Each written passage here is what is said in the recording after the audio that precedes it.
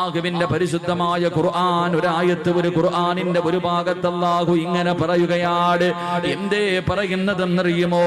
സമ്പത്തും സന്താനങ്ങളും അനുഗ്രഹമാണ്. സമ്പത്തും സന്താനങ്ങളും അനുഗ്രഹമാണ്. ഒരു മനുഷ്യന്റെ സന്തോഷമാണ്, ഒരു മനുഷ്യന്റെ വിജയമാണ്. അല്ലാഹുവിന്റെ പരിശുദ്ധമായ ഖുർആൻ പറയുന്ന മക്കൾ അനുഗ്രഹമാണെന്ന് പരിശുദ്ധമായ ഖുർആനിന്റെ ഒരു ഭാഗത്ത് അല്ലാഹു പറയുമ്പോ അതേ ഖുർആനിൽ തന്നെ മറ്റൊരു ഭാഗത്ത് അല്ലാഹു പറയുകയാ, ഇന്നമാ അംവാലുകും വഔലാദുകും ഫിത്ന.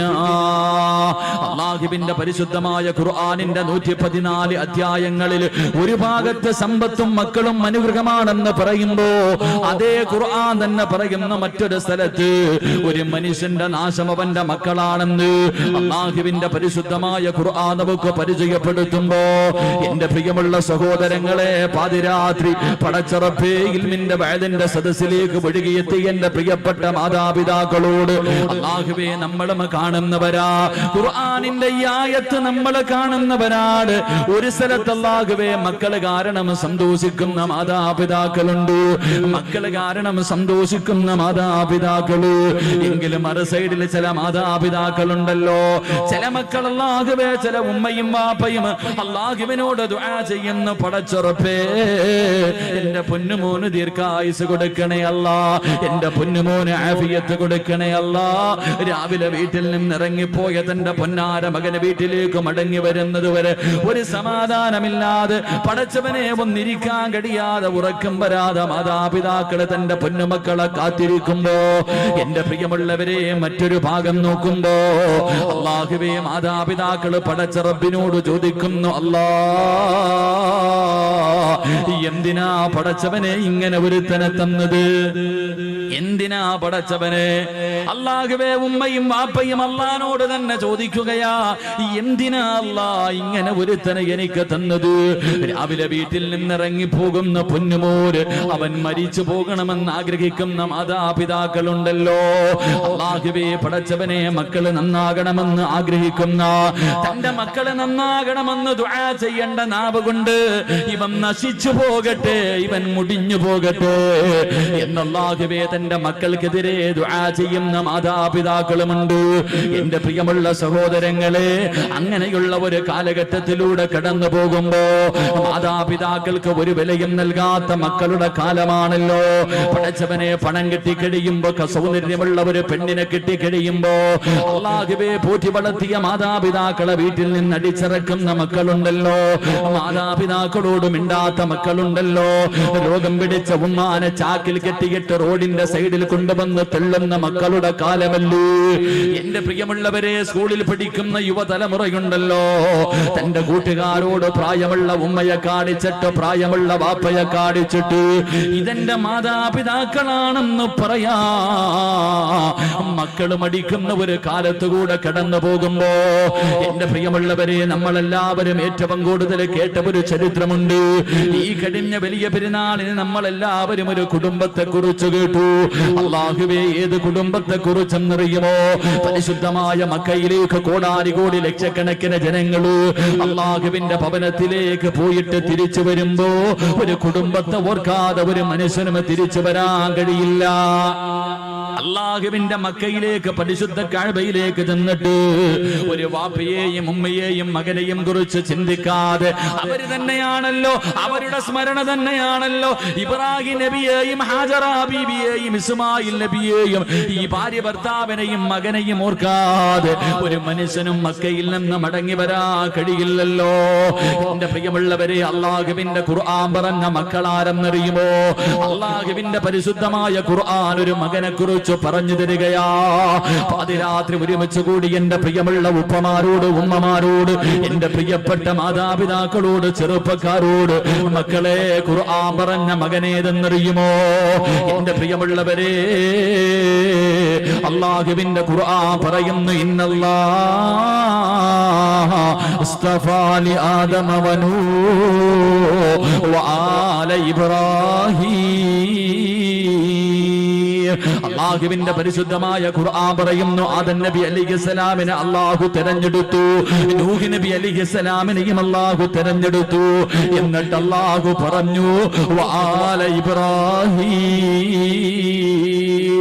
ഇബ്രാഹിം നബിയെ തെരഞ്ഞെടുത്തു എന്നല്ല പറഞ്ഞത്, ഇബ്രാഹിം നബിയുടെ കുടുംബത്തെ തെരഞ്ഞെടുത്തു എന്ന് പരിശുദ്ധമായ ഖുർആൻ പറയുകയാ. ഏത് കുടുംബമെന്നറിയുമോ എന്റെ പ്രിയമുള്ളവരെ? ആരാണ് ഇബ്രാഹിം നബി എന്നറിയുമോ? ഇബ്രാഹിം നബിയുടെ ചരിത്രം ഈ മുസ്ലിമീങ്ങൾക്ക് മറക്കാൻ കഴിയില്ലല്ലോ എന്റെ പ്രിയമുള്ളവരെ. മഹാനായ ഖലീലുള്ളാഹി ഇബ്രാഹിം നബി അലൈഹിസ്സലാം തന്റെ പ്രിയപ്പെട്ട ഭാര്യയായ സാറാ ബീവി റളിയല്ലാഹു തആല അൻഹാ രണ്ടുപേരും വിവാഹം കഴിഞ്ഞു. ഒരുപാട് നാളുകളായി മക്കളില്ല, രണ്ടുപേർക്കും പ്രായമായിരിക്കുകയാണ്. ആ സമയത്ത് ഇബ്രാഹിം നബി അല്ലാഹുവിനോട് ദുആ ചെയ്യുകയാ, മക്കളെ കിട്ടാൻ ദുആ ചെയ്യുകയാണ്. എന്നിട്ടും മക്കളെ കിട്ടാതെ വന്നപ്പോ തന്റെ പ്രിയപ്പെട്ട ഭാര്യയായ സാറാ ബീവി റളിയല്ലാഹു തആല അൻഹാ അവന്റെ ഭർത്താവായ ഇബ്രാഹിം നബിയോട് അവിടുന്ന് പറയുന്നു, നബിയേ ഇനി ഞാൻ പ്രസവിക്കുമെന്ന് തോന്നുന്നില്ല നബിയേ, എനിക്കൊരുപാട് പ്രായമായല്ലോ, അതുകൊണ്ട് നിങ്ങൾ മറ്റൊരു വിവാഹം കഴിക്കണം നബിയേ. ഒരു ഭാര്യ ഭർത്താവിനോട് മറ്റൊരു വിവാഹം കഴിക്കാൻ പറയുകയാ. ഇബ്രാഹിം നബിയോട് പറഞ്ഞു നിങ്ങൾ മറ്റൊരു വിവാഹം കഴിക്കണം, ആ വിവാഹത്തിലൂടെ ഒരു കുഞ്ഞുണ്ടായാ അത് എന്റെ കുഞ്ഞ് തന്നെയല്ലേ നബിയേ, എനിക്കവനെ സ്നേഹിക്കാൻ കഴിയുമല്ലോ. ഇബ്രാഹിം നബി തന്റെ പ്രിയപ്പെട്ട ഭാര്യയോട് പറഞ്ഞു, സാറാ എങ്കിൽ നീ തന്നെ ഒരു പെണ്ണിനെ കാണിച്ചതാ. ആരെയാണ് ഞാൻ വിവാഹം കഴിക്കേണ്ടത്? നീ തന്നെ കാണിച്ചതാ സാറാ. സാറാ ബീവി റളിയല്ലാഹു തആല അൻഹ ഒരു പെണ്ണിനെ കാണിച്ചു കൊടുക്കുകയാ. ആരെയാ കാണിച്ചു കൊടുത്തത്? മഹദി ഹാജറാ. ഹാജറാ ബീവി റളിയല്ലാഹു തആല അൻഹയെ കാണിച്ചു കൊടുക്കുകയാണ്. എന്റെ പ്രിയമുള്ളവരെ, ചരിത്രമറിയാ, ഇബ്രാഹിം നബി ഹാജറാ ബിയെ വിവാഹം കഴിച്ചു. അവിടുന്ന് ഒരു കുഞ്ഞു ജനിക്കുകയാണ്, ഒരു പൊന്നുമോന് ജനിക്കുകയാണ്. ഇസ്മായിൽ എന്ന് പേരിടുകയാ. അല്ലാഹുവേ, തന്റെ പ്രിയപ്പെട്ട ഭാര്യ പ്രസവിച്ച് തന്റെ ചോരക്കുഞ്ഞിനെയും കെട്ടിപ്പിടിച്ചു കൊണ്ടിരിക്കുമ്പോ അതാ വരുന്നു ഇബ്രാഹിം നബി. വന്നിട്ട് പറയുന്നു, ഹാജറാ യാത്രയ്ക്ക് പോകാൻ തയ്യാറെടുത്തോ. പ്രസവിച്ച് കിടക്കുന്ന ഭാര്യയോട് പറയുകയാണ്, ചോര കുഞ്ഞിനെയും എടുത്തിട്ട് യാത്രയ്ക്ക് തയ്യാറെടുത്തോ. ഹാജറ ചോദിച്ചു, എവിടേക്കാണ് പോകുന്നതെന്ന് ചോദിച്ചില്ല. ഭർത്താവ് ഒരുങ്ങാൻ പറഞ്ഞു, ഞാൻ പ്രസവിച്ച് കിടക്കുകയാണെന്ന് പറഞ്ഞില്ല, ഒരുങ്ങാൻ പറഞ്ഞു. ആ സാലിഹത്തായ പെണ്ണനുസരിക്കുകയാണ്. ഭർത്താവ് ഒരുങ്ങാൻ പറഞ്ഞു, ആ പെണ്ണൊരുങ്ങുകയാണ്. തന്റെ ചോര കുഞ്ഞിനെ എടുത്തു. അല്ലാഹുവേ, ഇബ്രാഹിം നബി അലൈഹിസ്സലാം കടന്നു പോവുകയാണ്. അവസാനം യാത്ര ചെയ്ത് മക്കയിലെത്തിയിട്ട് പടച്ചവനെ, സഫാ മർവ എന്ന് പറയുന്ന രണ്ട് മലകളുണ്ടല്ലോ.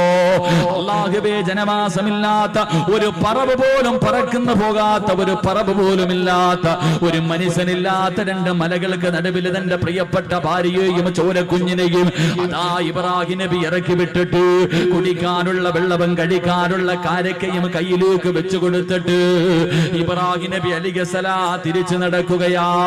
സാറാ ബീവി ഇങ്ങനെ അതാ ഹാജറാ ബീവി അത്ഭുതത്തോടെ നോക്കുകയാണ്. തന്റെ പ്രിയപ്പെട്ട ഭർത്താവ് ചോദിക്കുന്നതിനൊന്നും മറുപടി പറയാതെ മിണ്ടാതെ നടന്നു പോവുകയാ. ഹാജറാ ബീവി ചോദിച്ചു, നബിയേ അല്ലാഹുവിന്റെ കൽപ്പനയാണോ അതോ സ്വന്തം തീരുമാനമാണോ? ആ സമയത്തിന്റെ പ്രിയമുള്ളവരെ, ഹാജറാ ബീവി റളിയല്ലാഹു തആല അൻഹയോട് അവിടുന്ന് പറഞ്ഞ മറുപടി എന്തെന്നറിയുമോ? അവിടുന്ന് പറയുന്നു, ഹാജറാ ഇത് എന്നെ പടച്ച റബ്ബിന്റെ തീരുമാനമാ ഹാജറാ. തന്റെ തോരക്കുഞ്ഞിനെ നെഞ്ചിലേക്ക് ചേർത്ത് പിടിച്ചിട്ട് ചിരിക്കുന്ന മുഖത്തോടെ ഹാജറ പറഞ്ഞു, ഹസ്ബുനല്ലാ ഹസ്ബുനല്ലാ, എങ്കിലും നിങ്ങൾ സന്തോഷത്തോടെ പൊക്കോ. എന്നെയും എന്റെ കുഞ്ഞിനെയും നോക്കാൻ അല്ലാഹുവിനറിയാ, എന്നെയും എന്റെ കുഞ്ഞിനെയും നോക്കാൻ അല്ലാഹുവിനറിയാ. എന്റെ പ്രിയമുള്ളവരെ, ഇബ്രാഹിം നബി നടന്നു പോവുകയാ. കൊല്ലങ്ങൾ കഴിഞ്ഞു. ഇസ്മായിൽ നബി അലൈഹിസ്സലാം വളരുകയാണ്. ഇസ്മായിൽ നബി അലൈഹിസ്സലാം വളരുകയാണ്. വാപ്പ ഇടയ്ക്കിടയ്ക്ക് വരാറുണ്ട്. അങ്ങനെ വളർന്ന് ചരിത്രം പറയുന്നു. അവസാനം ഇബ്രാഹിം നബി അലൈഹിസ്സലാം മടങ്ങി വരികയാ. തന്റെ പ്രിയപ്പെട്ട ഭാര്യയുടെ മുന്നില് മകന്റെ മുന്നിലേക്ക് അതാ വർഷങ്ങൾ കഴിഞ്ഞു മടങ്ങി വന്നു. ഇബ്രാഹിം നബി അലൈഹിസ്സലാം അതാ തന്റെ മകന്റെ കൂടെ കൂടിയിട്ട് വല്ലാത്ത സന്തോഷമാ. വാപ്പയും മകനും ഇങ്ങനെ സന്തോഷത്തോടെ കഴിയുന്നത് കണ്ടപ്പോ ഇബ്രാഹിം നബി അലൈഹിസ്സലാം ഇസ്മായിൽ നബിക്ക് 10 വയസ്സിന്റെ താഴെയാണ് പ്രായം. ചരിത്രം പറയുകയാ. എന്റെ പ്രിയമുള്ളവരെ, ഒരു ദിവസം രാവിലെയുണ്ടല്ലോ ഇബ്രാഹിം നബി തന്റെ പൊന്നുമോന്റെ കയ്യിൽ പിടിച്ചിട്ട് ചോദിക്കുന്നു, മോനെ ഇസ്മായിലേ, അല്ലാഹു പറഞ്ഞിരിക്കുകയാ നിന്നെ അറുത്തു കൊടുക്കാൻ. ഇന്നലെ വാപ്പ ഒരു സ്വപ്നം കണ്ട പൊന്നുമോനെ, അല്ലാഹു നിന്നെ അറുത്തു കൊടുക്കാൻ അല്ലാഹു പറഞ്ഞിരിക്കുകയാ. നിന്റെ അഭിപ്രായം എന്താണെന്ന് വാപ്പ തന്റെ പൊന്നുമകനോട് ചോദിക്കുമ്പോ ആ മകൻ വാപ്പയുടെ കയ്യിൽ പിടിച്ചിട്ട് ചിരിക്കുന്ന മുഖത്തോട് അവിടെന്ന് പറഞ്ഞ മറുപടി അല്ലാഹുവിന്റെ ഖുർആൻ പറയുകയാണ്, ഇഫ്അൽ മാ തുമർ സതജിദുനി ഇൻഷാ അല്ലാഹ്. വാപ്പയോട് തന്റെ പൊന്നാര 10 വയസ്സിന്റെ താഴെ മാത്രം പ്രായമുള്ള പൊന്നുമൂര് അവിടെന്ന് ചിരിച്ചുകൊണ്ട് പറയുന്നു, വാപ്പാ അല്ലാഹുവിന്റെ കൽപ്പന അനുസരിക്കണേ വാപ്പാ, അല്ലാഹു പറയുന്നത് അനുസരിക്കുക വാപ്പാ, വിധിയുണ്ടെങ്കിൽ നാളെ സ്വർഗത്തിൽ വെച്ച് കാണാ. തന്റെ വാപ്പയെ വല്ലാതെ അത്ഭുതപ്പെടുത്തുകയാണ്. എന്റെ പ്രിയമുള്ള പെങ്ങളെ, തിന്ന വാപ്പയുടെ കയ്യിൽ പിടിച്ചിട്ട് തന്റെ പൊന്നുമോനെ അറുക്കുന്നതിന് വേണ്ടി വാപ്പ തയ്യാറെടുക്കുമ്പോ, തന്റെ പൊന്നുമോനെ അറുക്കുന്നതിന് വേണ്ടി വാപ്പ തയ്യാറെടുക്കുമ്പോ ആ പൊന്നുമോൻ ഉപ്പയുടെ കയ്യിൽ പിടിച്ചിട്ട് പറഞ്ഞു, ഉപ്പാ എനിക്ക് 4 വസിയ്യത്തുണ്ട് വാപ്പാ. ആ 10 വയസ്സിന്റെ താഴെ മാത്രം പ്രായമുള്ള പൊന്നുമോനോട് വാപ്പ ചോദിച്ചു, എന്തേ മോനെ, എന്തേ നിനക്ക് അവസാനമായി വസിയ്യത്ത് ചെയ്യാനുള്ളത്? അവിടെന്ന് പൊന്നുമോൻ ഉപ്പാരോട് പറയുന്ന, ഉപ്പാ എന്നെ മലർത്തി കിടത്തിയിട്ട് കഴുത്തില് കത്തിവെച്ചറുക്കല്ലേ, എന്നെ കമഴ്ത്തി കിടത്തിയിട്ട് എന്റെ പിരടിയിലെ കത്തിവെച്ചറുക്കാൻ പാടുള്ളൂ. അത്ഭുതത്തോടെ ഇബ്രാഹിം നബി ചോദിച്ചു, മോനെ കാരണമെന്തേ? അവിടെന്ന് പറഞ്ഞു കൊടുത്തു, വാപ്പാ നിങ്ങളെ എനിക്ക് വല്ലാത്ത ഇഷ്ടമാ, എന്നെ നിങ്ങൾക്ക് വല്ലാത്ത ഇഷ്ടമാണ്. അറുക്കുന്നതിന് വേണ്ടി കഴുത്തിലേക്ക് കത്തികിടത്ത് വെക്കുമ്പോ എന്റെ മുഖമെങ്ങാണം കണ്ട നിങ്ങളെ കൊണ്ടറുക്കാ കഴിയില്ല വാപ്പാ, അല്ലാഹുവിന്റെ കൽപ്പന അനുസരിക്കാ കഴിയില്ല. അതുകൊണ്ട് എന്നെ കമഴ്ത്തി കിടത്തിയിട്ട് പിരടിയില് കത്തിവെച്ചറുക്കാൻ പാടുള്ളൂ. രണ്ടാമതായി പറഞ്ഞു കൊടുക്കുന്നു, വാപ്പാ എന്റെ കയ്യും കാലും കെട്ടിയിടണേ വാപ്പാ, എന്റെ കയ്യും കാലും കെട്ടിയിടണം. എന്തിനാ മോനെ, എന്തിനാ മോനെ? വാപ്പാ നിങ്ങൾ എന്റെ കഴുത്തില് കത്തിവെച്ചറക്കുമ്പോ എനിക്ക് വല്ലാതെ വേദനിക്കുമല്ലോ. എന്റെ കൈകാലുകൾ ഇട്ടടിച്ചാ ഉപ്പയുടെ കൈവിറയ്ക്കും ഉപ്പാ, നിങ്ങളെ കൊണ്ടറുക്കാൻ കഴിയില്ല. മൂന്നാമതായിട്ട് പറയുന്ന, ഉപ്പാ ഞാൻ ധരിച്ചിരിക്കുന്ന എന്റെ വസ്ത്രം എന്റെ ഉമ്മാനെ കാണിക്കല്ലേ, എന്റെ ഉമ്മാനെ സഹിക്കൂല, എന്റെ ഉമ്മാടെ മനസ്സ് വേദനിക്കും. നാലാമതായിട്ട് ഇസ്മായിൽ എന്ന ചെറിയ പയ്യന് വാപ്പയോട് പറഞ്ഞു കൊടുക്കുകയാണ്, വാപ്പാ എന്നെ അറുത്തിട്ട് നിങ്ങൾ തിരിച്ചു പോകുമ്പോ എന്റെ ഉമ്മയോട് എന്റെ സലാം പറയടേ, എന്റെ ഉമ്മാനെ നാളെ സ്വർഗത്തിൽ വെച്ച് കാടാമെന്ന് ഞാൻ പറഞ്ഞു എന്ന് പറയണേ എന്ന് അറുക്കാൻ കൊണ്ടുപോകുന്ന വാപ്പയോടൊരു പൊന്നുമോ പറഞ്ഞു കൊടുത്ത ചരിത്രം കേൾക്കുമ്പോ ഏതൊരു വാപ്പയുടെയും മനസ്സിന്റെ ഉള്ളില്, ഏതൊരു ഉമ്മയുടെയും മനസ്സിന്റെ ഉള്ളില് അറിയാതെ ദുആ ചെയ്യുന്നു, അല്ലാ ഇതുപോലെ ഒരു മകന്, ഇതുപോലെ ഒരു കുഞ്ഞിന് എനിക്ക് നീ തരണേ അല്ലാ. അറിയാതെ റബ്ബിനോട് ദുആ ചെയ്യുമല്ലോ. അതുകൊണ്ട് എന്റെ പ്രിയമുള്ളവരെ റസൂലുള്ളാഹി പറയുകയാ, എപ്പോഴും ദുആ ചെയ്യുന്നവരാണല്ലോ. അല്ലാഹുവിന്റെ റസൂൽ പറയുകയാണ്, സാലിഹായ മക്കളെ നമുക്ക് വേണം, നന്മയുള്ള മക്കളെ നമുക്ക് വേണം, നമ്മളെ സ്നേഹിക്കുന്ന മക്കളെ നമുക്ക് വേണം, നമുക്ക് ദുനിയാവിലും ആഖിറത്തിലും ഉപകരിക്കുന്ന മക്കളെ നമുക്ക് വേണം. നമ്മുടെ മയ്യത്ത് കുളിപ്പിക്കാൻ അറിയുന്ന, മയ്യത്ത് നമസ്കരിക്കാൻ അറിയുന്ന, ഖബറിന്റെ ചാരത്ത് വന്ന് ദുആ ചെയ്യുന്ന ചെയ്യുന്ന അല്ലാഹുവിന്റെ പ്രവാചകൻ അവിടെന്ന് പറഞ്ഞു കൊടുത്തു, സഹാബ, ഒരു മനുഷ്യന് മരണപ്പെട്ട 3 കാര്യങ്ങള് പ്രയോജനം ചെയ്യൂ എന്ന് അഷ്റഫുൽ ഖൽഖ് നബി മുഹമ്മദ് മുസ്തഫ സല്ലല്ലാഹു അലൈഹി വസല്ലം അല്ലാഹുവിന്റെ റസൂൽ പറഞ്ഞു, ഒരു മനുഷ്യൻ മരണപ്പെട്ടാൽ 3 കാര്യങ്ങളെ പ്രയോജനം ചെയ്യൂ. 1, ആ മനുഷ്യൻ ചെയ്ത സൽക്കർമ്മം. 2, ആ മനുഷ്യൻ കൊടുത്ത സദഖയുണ്ടല്ലോ. 3, മക്കളുടെ പ്രാധാന്യം മനസ്സിലാക്കാൻ, മക്കളുടെ വില മനസ്സിലാക്കണമെങ്കിൽ അല്ലാഹുവിന്റെ റസൂൽ പറഞ്ഞ ഈ ഒരേ ഒരു ഹദീസ് മതി. 3, അല്ലാഹുവിന്റെ റസൂൽ പറഞ്ഞു, മരിച്ച 6 അടി മണ്ണിനകത്ത് കൊണ്ടുവച്ച ഒരു മനുഷ്യന് പിന്നെ പ്രയോജനം ചെയ്യുന്ന 3ാമത്തെ കാര്യം ഏതെന്നറിയുമോ? സ്വാലിഹായ ദുആ ചെയ്യുന്ന മക്കളാണെന്ന് നബി മുഹമ്മദ് മുസ്തഫ.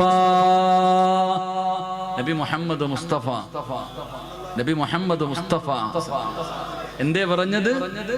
മരിച്ചുപോയ ഒരു മനുഷ്യന് പ്രയോജനം ചെയ്യുന്ന 3ാമത്തെ കാര്യം സാലിഹായ മക്കളെന്നല്ല പറഞ്ഞേ, സാലിഹായ മക്കൾ എന്നല്ല പറഞ്ഞേ. സാലിഹായ മക്കളുണ്ട്, നിസ്കരിക്കും, നോമ്പ് പിടിക്കും, വയലു പറയും, വയലു കേൾക്കും, സദക്ക കൊടുക്കും, എല്ലാ നല്ല കാര്യവും ചെയ്യും. ഉമ്മാനെയും വാപ്പാനെയും പള്ളിക്കുഴി കൊണ്ടുവച്ചാൽ പിന്നെ ആ പരിസരത്തോട്ട് പോകത്തില്ല. ഇങ്ങനെയുള്ള മക്കളെ കിട്ടിയിട്ട് വല്ല പ്രയോജനമുണ്ടോ? ഇങ്ങനെയുള്ള മക്കളെ കിട്ടിയിട്ട് പ്രയോജനമില്ല. വാപ്പയും ഉമ്മയും മരിച്ചു കഴിഞ്ഞാൽ പിന്നെ കഴിഞ്ഞു, കുഴിച്ചിട്ട് കഴിഞ്ഞാൽ അവരോടുള്ള ബന്ധം കഴിഞ്ഞു. അങ്ങനെയല്ല. റസൂലുള്ള പറഞ്ഞു, സ്വാലിഹായ ദുആ ചെയ്യുന്ന മക്കൾ, സാലിഹായ മരിച്ചുപോയവരുടെ ഖബറിന്റെ ചാരത്ത് ചെന്ന് പൊട്ടിക്കരഞ്ഞ് ദുആ ചെയ്യുന്ന മക്കൾ, അതാണ് മക്കളെന്ന് നബി മുഹമ്മദ് മുസ്തഫ. നബി മുഹമ്മദ് മുസ്തഫ. അള്ളാഹു അങ്ങനെയുള്ള മക്കളിൽ എന്നെയും നിങ്ങളെയും ഉൾപ്പെടുത്തി അനുഗ്രഹിക്കുമാറാകട്ടെ.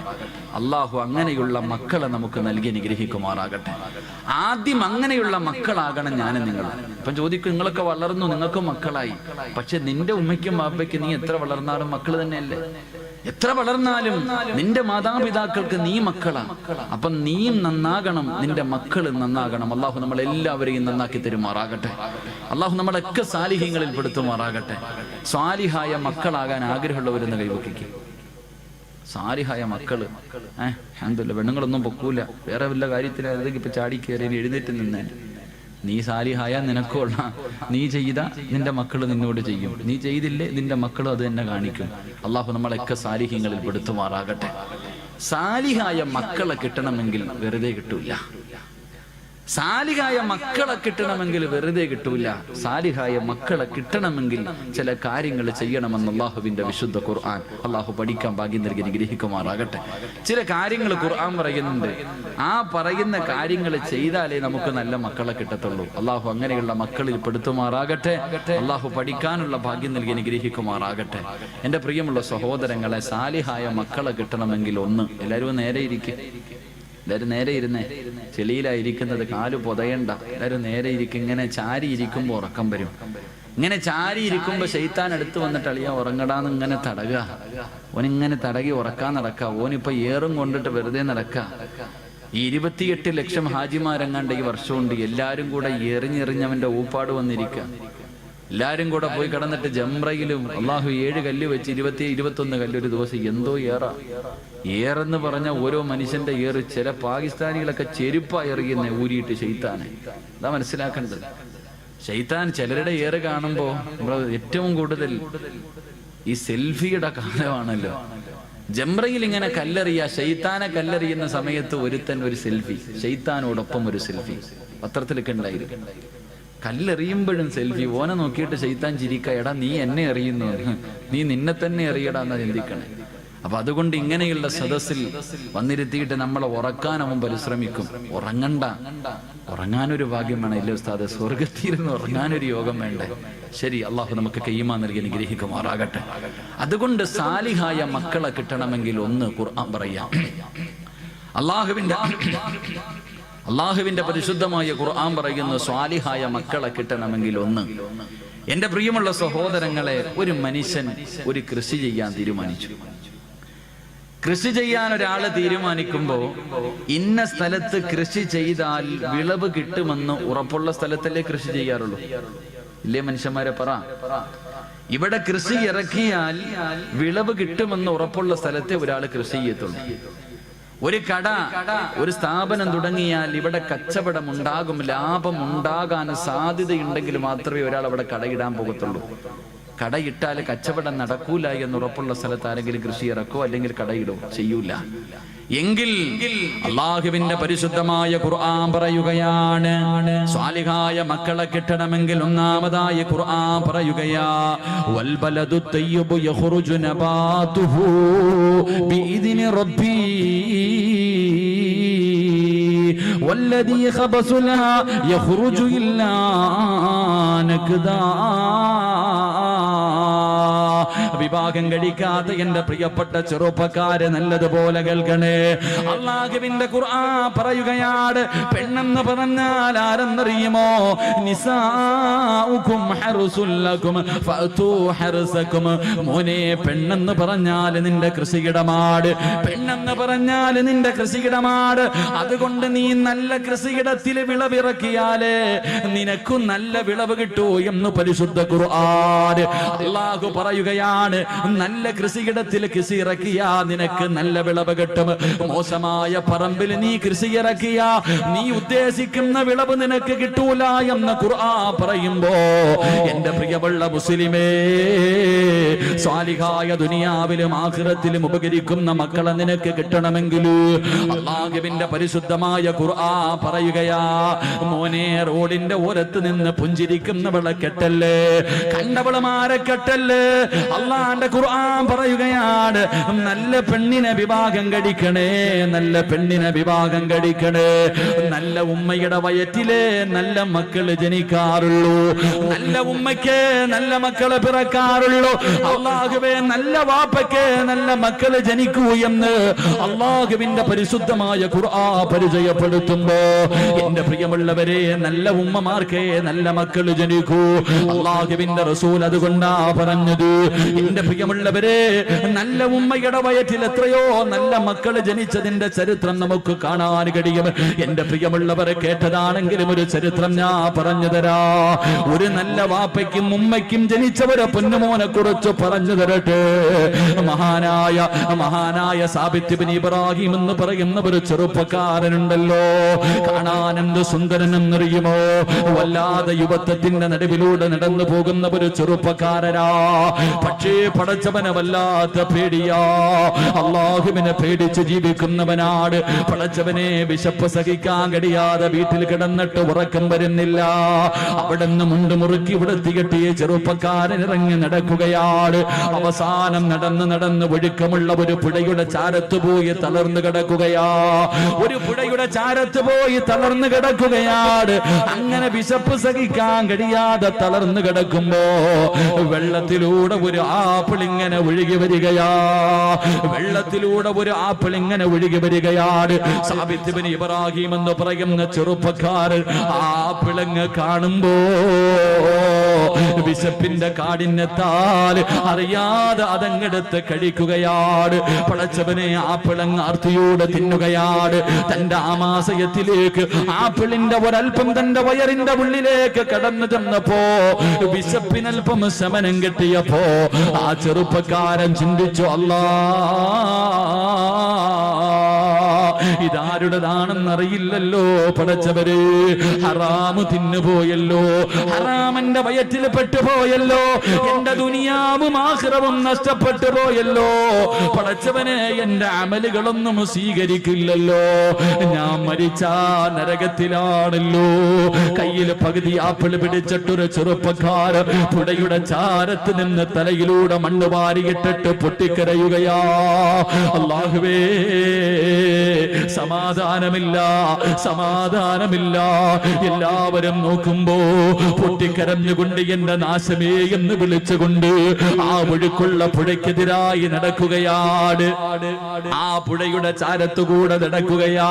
എല്ലാവരും അത്ഭുതത്തോടെ നോക്കുന്ന ഒരു പ്രാന്തനെ പോലെ, അതാ തലയ്ക്ക് ബോധമില്ലാത്തവരെ പോലെ പൊട്ടിക്കരഞ്ഞുകൊണ്ട് അല്ലാഹുവേ കരഞ്ഞുകൊണ്ട് പോവുകയാണ്. ഈ ചെറുപ്പക്കാരെ കിലോമീറ്ററുകളോളം നടക്കുകയാ.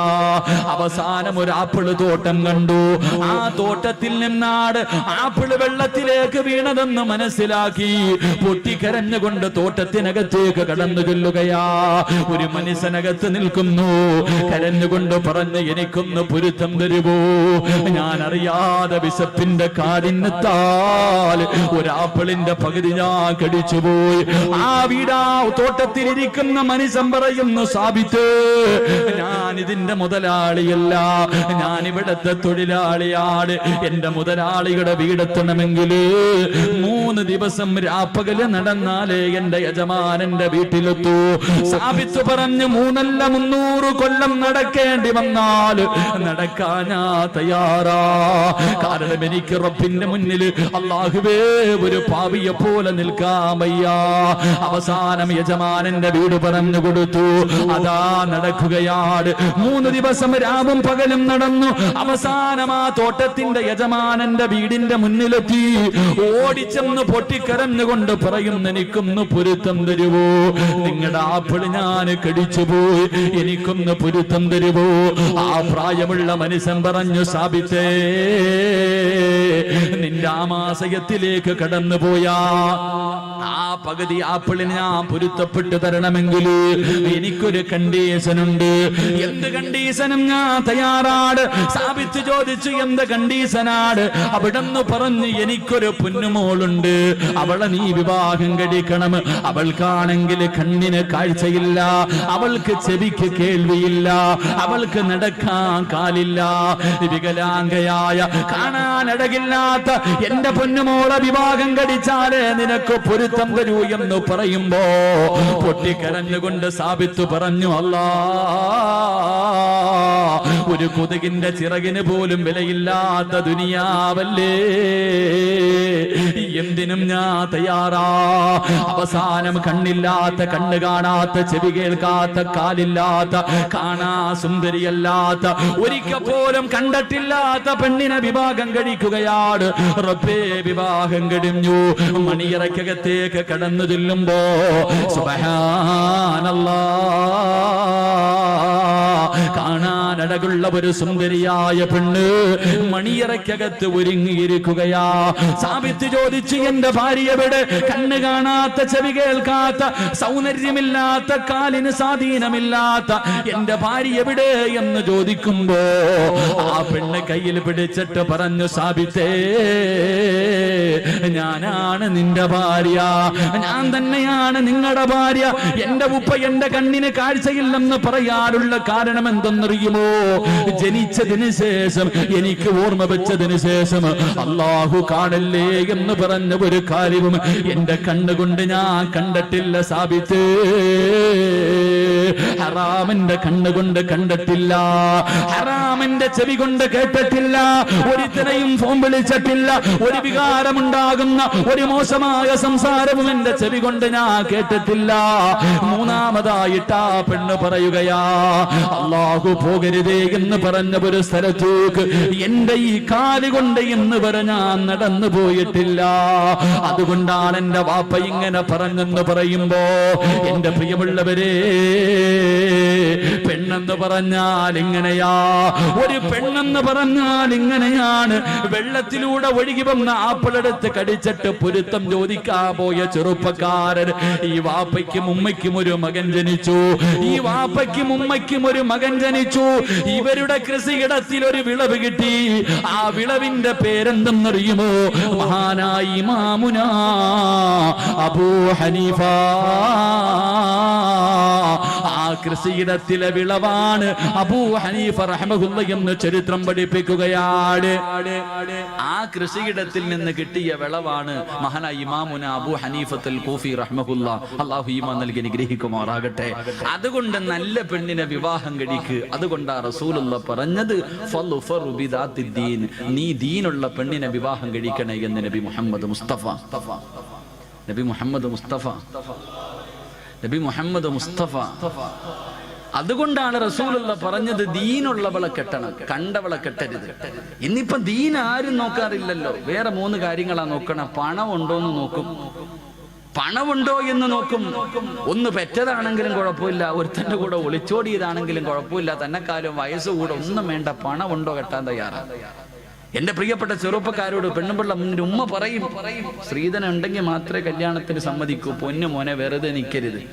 എന്റെ പ്രിയപ്പെട്ട ചെറുപ്പക്കാരോട് പറയുന്നു, സ്ത്രീധനം വാങ്ങണമെന്ന് വാപ്പയും ഉമ്മയും പറഞ്ഞ അനുസരിക്കല്. കാരണം അവരല്ല ജീവിക്കേണ്ടത്, നീയാ ജീവിക്കണ്ടേ. അള്ളാന്റെ റസൂല് പറയുന്നു, മൻ തസവ്വജ ലി ഇംറഅതി മാലിഹാ ലം യസിദുഹു ഇല്ലാ ഫഖറാ. പെണ്ണിന്റെ പണം കണ്ടിട്ട് പെണ്ണ് കെട്ടുന്നവനെ, പെണ്ണിന്റെ പണം കണ്ടിട്ട് പെണ്ണ് കെട്ടുന്നവനെ, നീ എത്ര കോടിയ കണക്കിന് സ്ത്രീധനം വാങ്ങിയാൽ നിന്നെ ദാരിദ്ര്യം പിടിപെടുമെന്ന് ആദരവായ പ്രവാചകൻ നബി മുഹമ്മദ് മുസ്തഫ. 1 കോടി രൂപയും ബെൻസ് കാറും വാങ്ങിയവനാണെങ്കിൽ നീ യതീംഖാനയിലായി പോകുമെന്ന് നബിഗിന റസൂലുള്ളാഹി.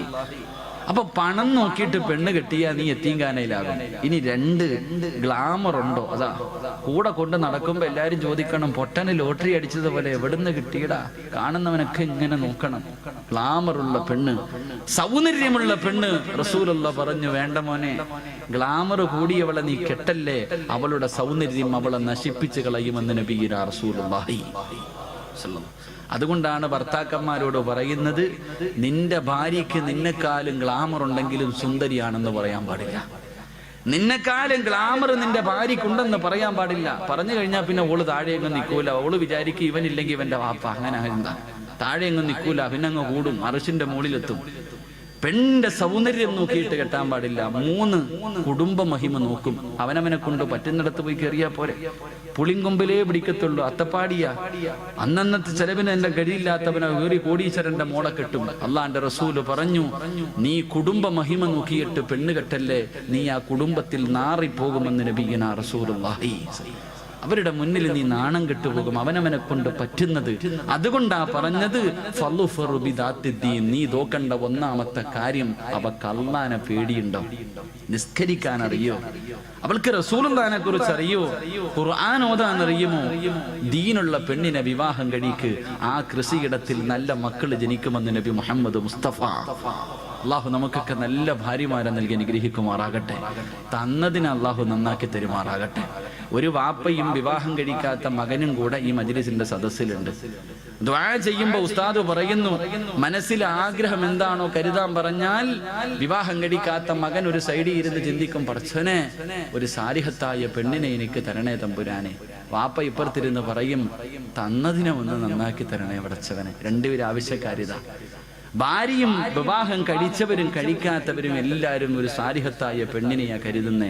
അള്ളാഹു നല്ല ഭാര്യമാരെ നൽകി അനുഗ്രഹിക്കുമാറാകട്ടെ. ചില പെണ്ണുങ്ങൾ വീടിന്റെ നാശമാണ്, ചില ഭാര്യമാർ വീടിന്റെ ഐശ്വര്യം നഷ്ടപ്പെടുത്തുന്നവരാ. അള്ളാഹു നമ്മളെ കാക്കുമാറാകട്ടെ. 6 സ്വഭാവമുള്ള പെണ്ണുങ്ങൾ വീടിന്റെ ഐശ്വര്യം നഷ്ടപ്പെടുത്തുന്നവരാ. അള്ളാഹു നമ്മുടെ ഭാര്യമാരെയൊക്കെ കാക്കുമാറാകട്ടെ. 6 സ്വഭാവമുള്ള പെണ്ണുങ്ങൾ വീടിന്റെ ഐശ്വര്യം നഷ്ടപ്പെടുത്തി കളയുന്നവരാ. ഞാൻ പറഞ്ഞുതരാം, നിങ്ങളുടെ ഭാര്യമാർക്ക് ആ സ്വഭാവം ഉണ്ടെങ്കിൽ തിരുത്തി കൊടുക്കൂ. പറമനുഷ്യന്മാരെ പറഞ്ഞു തരട്ടെ, ഉള്ള സമാധാനം പോയി കിട്ടും. നീ അനുഭവിക്കുന്നതിന്റെ കാരണം ഇതാ. എന്റെ പ്രിയപ്പെട്ട പെങ്ങളോട് പറയുന്നു, ഈ പറയുന്ന 6 ദുശീലങ്ങളിൽ ഏതെങ്കിലും ഒരെണ്ണം നിനക്കുണ്ടെങ്കിൽ തിരുത്തിക്കോ, ഇല്ലെങ്കിൽ നിന്റെ ജീവിതം നല്ല നിലയിൽ മുന്നോട്ട് പോകത്തില്ല. അള്ളാഹു പഠിക്കാൻ ഭാഗ്യം നൽകി അനുഗ്രഹിക്കുമാറാകട്ടെ. തമ്മിലടിക്കാനല്ല, പഠിക്കാൻ വേണ്ടി ഞാൻ പറഞ്ഞു തരാം. ഇൻഷാ അല്ലാഹ് ജീവിതത്തിൽ ഭാര്യയ്ക്ക് ഉപദേശിച്ചു കൊടുക്കണം. അള്ളാഹു ഈമാൻ നൽകി അനുഗ്രഹിക്കുമാറാകട്ടെ. വീടിന്റെ ഐശ്വര്യം നഷ്ടപ്പെടുത്തി കളയുന്ന 1ാമത്തെ ഭാര്യ, വീടിന്റെ ഐശ്വര്യം നഷ്ടപ്പെടുത്തി കളയുന്ന 1ാമത്തെ ഭാര്യ, എന്റെ പ്രിയമുള്ള സഹോദരങ്ങളെ, എപ്പോഴും രോഗം നടിക്കുന്നവള. അള്ളാഹു നമ്മളെ കാക്കുമാറാകട്ടെ. ഭർത്താവ് വന്നിട്ട് പറയും, ഐഷ മോളെ, ഒരു സുലൈമാനി അള്ളാഹ് എനിക്ക് തലവേദന അയക്കാം. ഒരു രോഗമില്ലെങ്കിലും എപ്പോഴും അസുഖം നടിക്കുന്ന ചില ജന്തുക്കളുണ്ട്. ഒരസുഖമില്ലെങ്കിലും അസുഖം നടിക്കുന്ന പെണ്ണ്, വയ്യ വയ്യ വയ്യ, അവൾ എപ്പോഴെങ്കിലും ആരോഗ്യമുണ്ടോ എന്ന് പറയുന്ന ഇന്ന് വരെ കേട്ടിട്ടില്ല. എന്ത് ചെയ്യാൻ പറഞ്ഞാലും രോഗം നടിക്കുന്നവൾ, അവൾ വീടിന്റെ ഐശ്വര്യം നഷ്ടപ്പെടുത്തി കളയുന്നവരാ. അള്ളാഹു നമ്മുടെ ഭാര്യമാരെ കാക്കുമാറാകട്ടെ. അള്ളാഹു നമ്മുടെ ഭാര്യമാരെ കാക്കുമാറാകട്ടെ. ഭർത്താവ് ചെന്നിട്ട് ചോദിക്കും, കേട്ടോടി മൂദേവി ഇന്നങ്ങാര് പറഞ്ഞത്, ഈ പറഞ്ഞ എല്ലാ ഗുണവും നിനക്കൊണ്ട് മര്യാദയ്ക്ക് തിരുത്തിക്കോന്ന് പറഞ്ഞിട്ട് ഇന്ന് തന്നെ തുടങ്ങിയേക്കരുത്. ഞാൻ പഠിക്കാൻ വേണ്ടിയാ പറയണത്, കലഹം ഉണ്ടാക്കാനല്ല. 2 ഞാൻ മൊത്തം പറയണോ? പറയണോ? കേൾക്കാൻ ആഗ്രഹമുള്ള ആണുങ്ങളൊന്ന് കൈപൊക്കിക്കേ. ഇന്ന് തീരുമാനമായി. ഇന്ന് ബെഡ്റൂമിൽ കയറുമ്പോ പറയും, കേട്ടോ, ഉണ്ടെങ്കിൽ തിരുത്തിക്കോ, നിന്നെ ഉപദേശിക്കല്ല, നന്നാകാൻ വേണ്ടിയാ. 2, എന്റെ പ്രിയമുള്ള സഹോദരങ്ങളെ, രണ്ടാമത്തെ ഭാര്യ ചെയ്ത നന്മകൾ എടുത്തു പറയുന്നവളാ. അള്ളാഹു നമുക്ക് ഈമാൻ നൽകി അനുഗ്രഹിക്കുമാറാകട്ടെ. വിവാഹം കഴിഞ്ഞ് 20 കൊല്ലമായി. ഭാര്യയും ഭർത്താവ് ഇന്നും വഴക്കുണ്ടാകുമ്പോ പെണ്ണുപിള്ള പറയും, അതേ വന്നത് വെറുതെ അല്ല, 30 പവനും 50 സെന്റും കാറുമായിട്ടാ വന്നേ. നിങ്ങളുടെ പെങ്ങളെ കെട്ടിക്കാൻ നേരത്ത് എന്റെ കയ്യിൽ കിടന്നതാ ഞാൻ ഊരിത്തന്നത്. എന്റെ വാപ്പ മരിക്കുന്ന കാലം വരെ നോക്കിയത് ഞാനാ. ചെയ്ത നന്മകൾ എടുത്തെടുത്ത് പറയുന്നവൾ, അവൾ നല്ലവളല്ല, വീടിന്റെ നന്മ നഷ്ടപ്പെടുത്തുന്നവളാ. അള്ളാഹു നമ്മുടെ ഭാര്യമാരെ കാക്കുമാറാകട്ടെ. അത് ഭർത്താക്കന്മാരും അങ്ങനെ തന്നെ ആയിരിക്കും കേട്ടാ. ഭർത്താക്കന്മാര് എങ്ങനെ ഉണ്ടായി എങ്ങനെ ആയിരിക്കും. 3, എന്റെ പ്രിയമുള്ള സഹോദരങ്ങളെ, മൂന്നാമത്തെ പെണ്ണ് ഭാര്യയും ഭർത്താവും കൂടെ വീടിന്റെ വെളിയിലിരിക്കുക. രണ്ടുപേരും ഇങ്ങനെ തമാശകളൊക്കെ പറഞ്ഞുകൊണ്ടിരിക്കുമ്പോ അയൽവാസിയായ ആമിനായും ഭർത്താവും കൂടെ വെളിയിലിട്ട് ഇറങ്ങാ. ആ സമയത്ത് ഈ ജന്തു ഭർത്താവിനോട് പറയാ, ആണെന്ന് പറഞ്ഞ അങ്ങനെ ഇരിക്കണം, അങ്ങാരുടെ ബോഡി കണ്ടോ, ഇത് നിങ്ങളിങ്ങനെ നടക്കുക. ഭാര്യയും ഭർത്താവും വീടിന്റെ മുന്നിലിരിക്കുമ്പോ തന്റെ ഭർത്താവിനെ മുന്നിലിരുത്തിയിട്ട് മറ്റൊരുത്തനെ കുറിച്ച് അവൻ വലിയവനാവും, മറ്റവനാ മറിച്ചവനാ, അങ്ങനെ ആകണം എന്ന് മറ്റൊരു ആണിനെ ആഗ്രഹിക്കുന്നവൾ നല്ലവളല്ല. അള്ളാഹു നമ്മളെ കാക്കുമാറാകട്ടെ. അങ്ങനെ ചില പെണ്ണുങ്ങളുണ്ട്, അടുത്തണ്ടോ സ്നേഹം എന്ന് പറഞ്ഞ അങ്ങനെ ആയിരിക്കണം, ഇപ്പോഴും അവര് ചക്കയും മാങ്ങയും പോലെ എവിടെ പോയാലും കൊണ്ടു നടക്കും. ഇങ്ങനെ ഇരുത്തിയിട്ട് പറയും. ചില നട്ടലില്ലാത്ത ജന്തുക്കൾ ഇരുന്ന് കേട്ട് ചിരിച്ചുകൊണ്ടിരിക്കും. ചില കൊന്തന്മാരങ്ങനെ ഭാര്യ എന്ത് പറഞ്ഞാലും കേട്ടോണ്ടിരിക്കും. ഒരെണ്ണം തരന്നിട്ട് വിട്ടു കൊടുക്കേണ്ട സമയം അപ്പോഴാ. മറ്റൊരുത്തനെ കുറിച്ച് മറ്റൊരു ആണിനെ പുകഴ്ത്തി പറയുന്നത് കേട്ടിട്ട് ഇങ്ങനെ അടിക്കാൻ പാടില്ല, പക്ഷെ അടിക്കേണ്ട സമയമുണ്ട് മനുഷ്യന്മാരെ. ചില സമയങ്ങളിൽ കൊടുക്കണം. താതാന്ന് പറയുമ്പോ പിന്നെ എങ്ങനെ കൊടുക്കാതിരിക്കുക? ചില പെണ്ണുങ്ങൾ ചോദിച്ചുകൊണ്ട് നടക്കുക, ഒരെണ്ണം തായിക്കാന്ന് പറഞ്ഞു. എന്റെ പ്രിയമുള്ള സഹോദരങ്ങൾ, അതുകൊണ്ട് മൂന്നാമത്തെ പെണ്ണ് തന്റെ ഭർത്താവിനെ മുന്നിലിരിക്കുമ്പോ മറ്റൊരു ആണിനെ ആഗ്രഹിക്കുന്നവൾ. അള്ളാഹു നമ്മളെ കാക്കുമാറാകട്ടെ. നാലാമത്തത് അവക്ക് മക്കളെ നോക്കാൻ സമയമില്ല, ഭർത്താവിനെ നോക്കാൻ സമയമില്ല, വീട് നോക്കാൻ സമയമില്ല. 24 മണിക്കൂറും ഒടുക്കത്തെ ഒരുങ്ങുന്നവളാണെന്ന് നബി മുഹമ്മദ് മുസ്തഫ. അവക്ക് ആരെയും നോക്കാൻ സമയമില്ല. എഴുന്നള്ളത്തിന് നിൽക്കുന്ന ആനയെ പോലെ പട്ട ഇങ്ങനെ നിൽക്കണം. എല്ലാം കെട്ടിയിട്ട് എപ്പോഴും ഒരുങ്ങി സുന്ദരിയായിട്ട് നിൽക്കണം. അവക്ക് അവളെ കുറിച്ച് മാത്രമേ ചിന്തയുള്ളൂ. ഒരുങ്ങണ്ട എന്ന് ഞാൻ പറയുന്നില്ല. പെണ്ണൊരുങ്ങേണ്ടത് നാട്ടുകാരുടെ മുന്നിലല്ല, ഭർത്താവിന്റെ മുന്നില. വേണം, പക്ഷെ ആവശ്യത്തിന് വേണം. ഒരുപാടായിപ്പോയാ അത് പിന്നെ ദുരന്തങ്ങളിലേക്ക് എത്തിക്കും. അപ്പൊ 24 മണിക്കൂറും കണ്ണാടിയുടെ മുന്നിൽ നിന്ന് ഒരുങ്ങുന്നവൾ അവൾ നന്മയുള്ളവളല്ല. അള്ളാഹു നമ്മുടെ ഭാര്യമാരെ കാക്കുമാറാകട്ടെ. 5-ാമത്തെ പെണ്ണ് ഭർത്താവിന്റെ കയ്യിൽ പൈസയുണ്ടോ ഇല്ലേ അവൾക്കറിയണ്ട.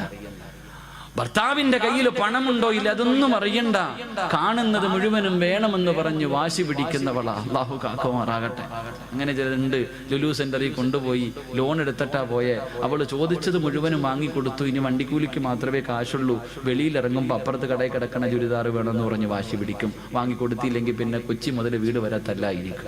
അങ്ങനെ ചില പെണ്ണുങ്ങൾ, അവള് നന്മ നഷ്ടപ്പെടുത്തുന്നവളാ. 6-ാമത്തെ പെണ്ണ്, എന്റെ പ്രിയമുള്ള സഹോദരങ്ങളെ, ഭർത്താവ് ശാരീരികമായി ബന്ധപ്പെടുന്നതിന് വിളിച്ചാൽ പറയും, ഞാൻ കുളിച്ചിട്ടില്ല, എനിക്ക് അവൻ അങ്ങനാണ്, രോഗമാണ്, അതാണ് ഇതാണെന്ന് പറഞ്ഞിട്ട് ഒഴിയുന്നവളാ. അള്ളാഹു നമ്മുടെ ഭാര്യമാർക്ക് ഈമാൻ നൽകി അനുഗ്രഹിക്കുമാറാകട്ടെ. ഈ പറഞ്ഞ 5 സ്വഭാവം നിനക്കുണ്ടെങ്കിൽ തിരുത്തിക്കോ, രക്ഷപ്പെട്ടു പോകും. തിരുത്താൻ മനസ്സില്ല, ഇങ്ങനെ തന്നെ പൊക്കോ, അനുഭവിക്കും. അള്ളാഹു നമുക്ക് ഈമാൻ നൽകി അനുഗ്രഹിക്കുമാറാകട്ടെ.